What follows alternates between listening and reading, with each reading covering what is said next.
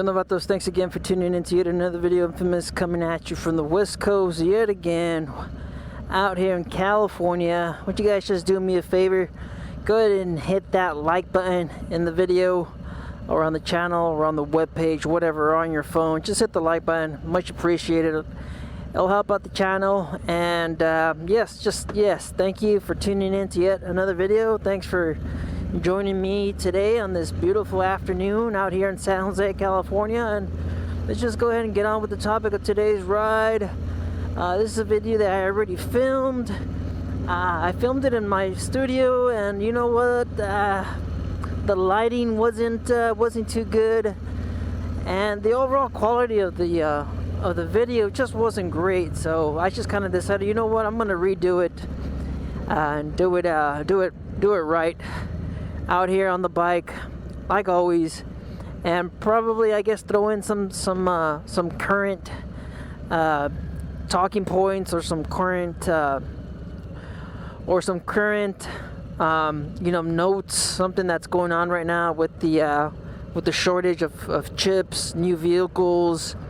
I still have family that work at these dealerships, and they've been telling me that some of these used vehicles have been going for over MSRP. Yes, that's right, a used vehicle.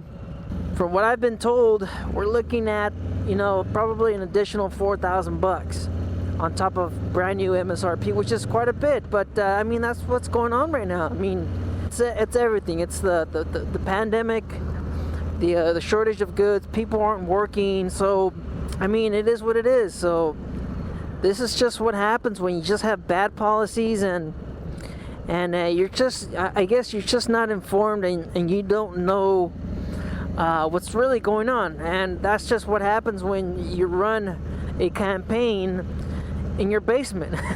So you just don't know what's going on. You have no idea, and it sucks. All right, it sucks. Just know that there might be a few reasons why this sort of stuff is happening, and that's just mainly because of the chip shortage.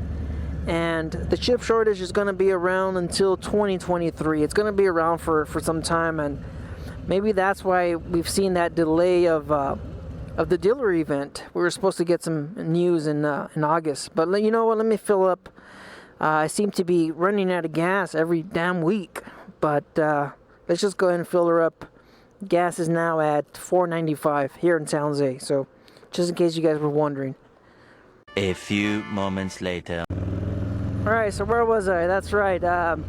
Man, I am way off the topic. Yeah, just stuff to kind of look out for, and the reason why you do not want to negotiate the payment from the get-go. It's just a bad idea.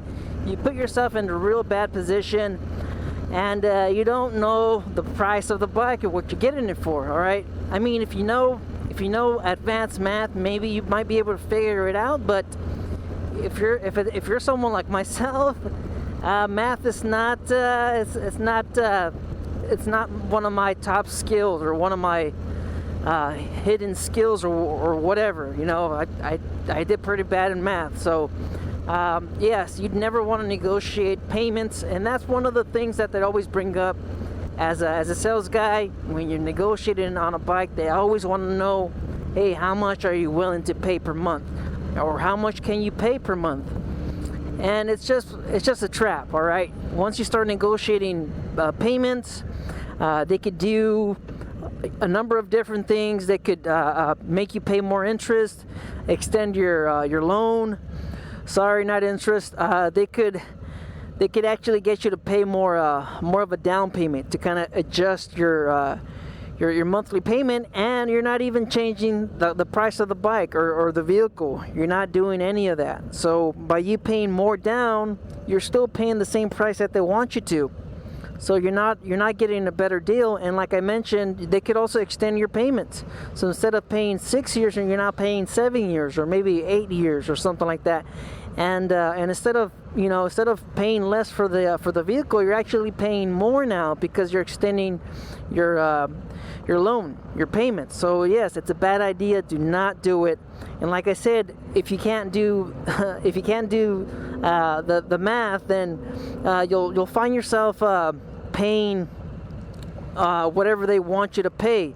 A lot of these bikes, they do have markup. These dealers, they have markup. They have these hidden fees, and there's just no way of you knowing that you're paying any of that. And honestly, if you were to negotiate payments and they do drop it, there's a good chance they're just giving you a discount on markup. So if you guys seen my videos, you guys already know quite a bit of that. So instead of paying what, let's just say this bike should be 18 plus a few fees and taxes. If you guys, like I always say, go to the DMV price sheet, print that out, and put in the value of the MSRP, and you'll have a rough idea of what you're supposed to pay. All right. So from there, you just calculate the freight, and if you're in California, you calculate that in there too. The $200 emissions fee, so an additional $700, and that's how much you should be paying. All right, if you're paying that, or if you're paying a little bit more, then they have some other fees in there that you probably don't know about, and you wouldn't really find out if you don't really know what to look for. All right, that final contract is where you should start raising some questions if something just doesn't look right. All right, that's what happened. That's what happened with me. Something didn't look right, and I brought it up. You know, I brought it up, just wondering, hey, what's going on with this? You guys are trying to, you know, mess me up, or you guys trying to, you guys get the idea. All right, so let's just go into a little bit more of a detail. If you guys just want some additional information, you guys are just wondering, hey, what do you mean by the payments being adjusted and not paying more or less, or paying the same? And I'm just saying, you could do a trade-in, you could do a down payment, and that would alter your payment, and that has no effect of the overall price. All right, so you could be paying $20,000 for a vehicle. Let's just say 20,000. You could be paying $20,000 for a vehicle and have a lower payment and still pay $20,000. And the reason why your payment would change is because you're doing more of a down payment. So now you owe less. So you are, you know, technically you are lowering your payment, but you're still paying the price that the dealer wants you to pay. And then you might be wondering, all right, so how is it that that your payments could be extended and still pay a lower amount? And that's easy, because instead of having 72 payments, you now have 86 or whatever. Is it 86? See, I'm really bad at math. So now you have 86 payments. So if you divide 20,000 by 86, of course, that means your payment's going to be lower. But you are going to have a longer loan payment, and you are going to pay more interest, because you just have that loan amount for a lot longer. So technically you are lowering your payment, but now you're paying a whole lot more. And you know what? I'm gonna release another video, kind of like a red flags for dealers and stuff like that. Have you guys seen Donut Media?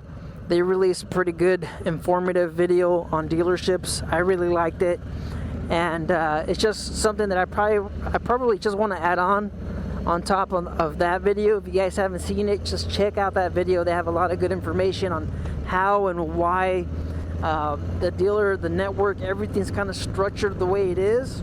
And you know what, I'm not going to get into it with this video, but it's a good video, and you just get to see the history and how it came about for us to be paying all these dealer fees and markups, and how it's become a norm back in the 70s and 80s. And with the online store, the online price, the internet, and everything else, all of this stuff is still pretty new, and the whole marketplace and the way it's been done, it hasn't really adjusted quite a bit. And I guess the whole internet and everything, it's been pretty much a thorn on the side of the dealer networks, of the dealerships. So yeah, I mean, you guys just go ahead and share your own thoughts, your own experience, your own tips for other people that are considering buying a new vehicle.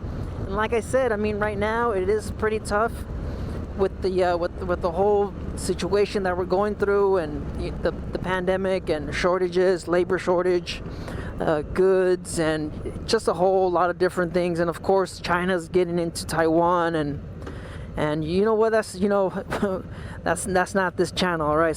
Typically with these videos, I don't plan anything, I don't have any notes. So it's just, you know, I'm just shooting it from the hip. That's pretty much it. If I forgot anything, I'll probably leave it in the description. And you know what, I just kind of find myself enjoying these motovlogs a little bit more. I just feel more energetic, I'm more animated. Maybe it's just me being on the bike, I'm just in a better mood compared to my studio recordings where I'm just kind of seated down, and I'm just a little stale kind of from just watching my videos. That's just the kind of energy that I put off when I'm just not having fun, because man, I really enjoy being on my bike. I love this. I love my bike. I love riding my bike. And you know what, that's just something that I picked up on from watching my own videos. I just bring a different energy. So anyways, enough rambling. Thanks for tuning in. Thank you for watching yet again. Leave your comments down below. I read everything you guys leave, all right? You guys just stay out there, stay safe. Don't believe everything you read. Life's a risk. Get out there and ride. Later.